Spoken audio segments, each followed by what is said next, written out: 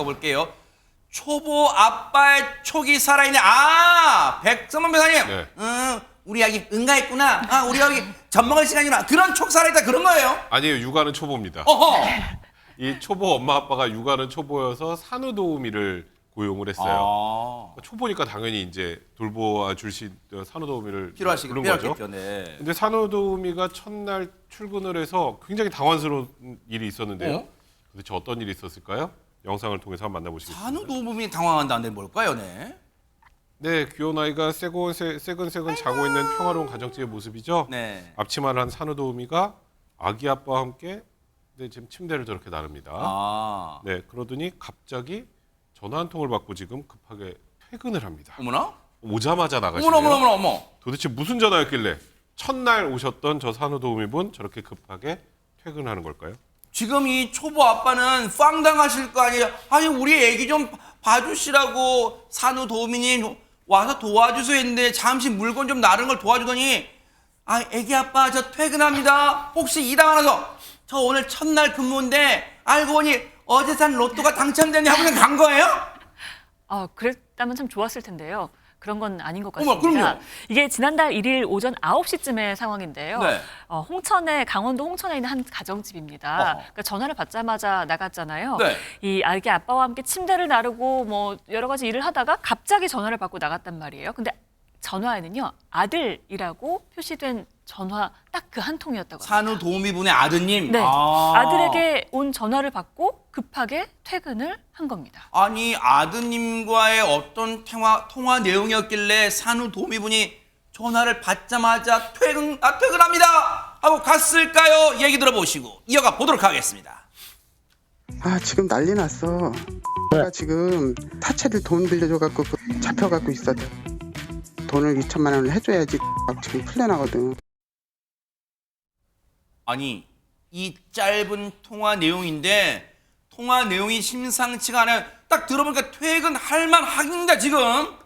그 내용을 조금 더 자세히 설명을 해드릴게요. 방금 들은 내용대로 지금 아들이 사채를 썼다 잡혀서 2천만 원을 줘야 풀려날 수 있다란 얘기를 했습니다. 그리고 통화를 받고 놀랐죠. 이 사실을 본인 혼자 해결할 수 없으니까 남편한테 급히 알려야 됩니다. 중요한 거는 전화를 하고 있죠. 끊어야지 남편한테 전화를 하는데 전화기 너머로는 얘기를 합니다. 절대로 전화를 끊어서는 안 된다. 그래서 이 산후도우미가 했던 선택은 어쩔 수 없이 아이 아빠에게 전화를 좀 빌려주세요 했던 거죠.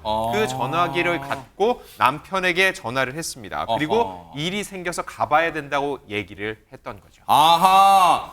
일단은 산후도우미분 입장에서는 지금 심장이 쿵쾅쿵쾅 뛰고요. 지금 다급한 상황인 건 맞긴 맞는 것 같아요. 그런데 뭔가 잠시 정신을 차려보니까 뭔가 수상한 냄새가 폴폴 나는 것 같기도 합니다. 네, 초보 아빠도 바로 이 점을 포착한 건데요. 본인이 전화기를 빌려줄 때 너무 수상쩍은 거예요. 손을 벌벌 떠면서 본인의 전화기를 빌려갔기 때문에 이거 심상치 않다라고 낌새를 쳤다고 하고요.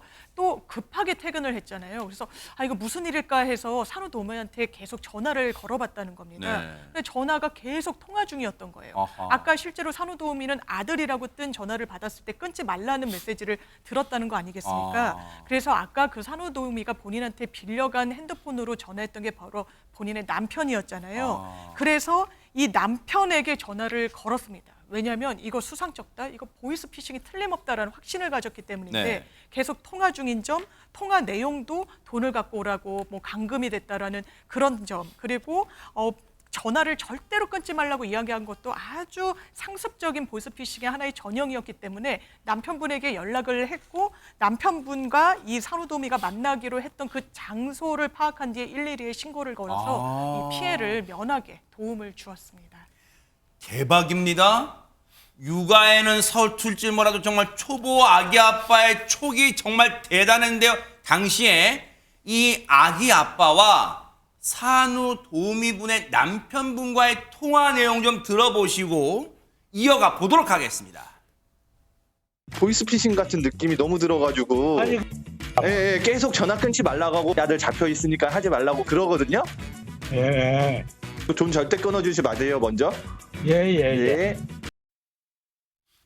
자, 일단은 초보 아기 아빠의 촉은 대단했어요. 근데 절대 돈을 입금하거나 전달하지 마세요라고 당부는 했고 또 답은 받아냈는데 사실 그 전화를 받은 산후도우미분 입장에서는 저런 전화를 받고 냉정함이란 침착함을 유지하기란 쉽지 않았을 것 같아요, 이담 아나운서. 그러니까 전화를 받은 사람도 침착하기 쉽지 않지만요. 방금 이 일을 도와준 초보 아빠 같은 경우에도 옆에 있으면 떨리거든요. 이게 떨리죠. 대체 무슨 일인가 싶은데 네.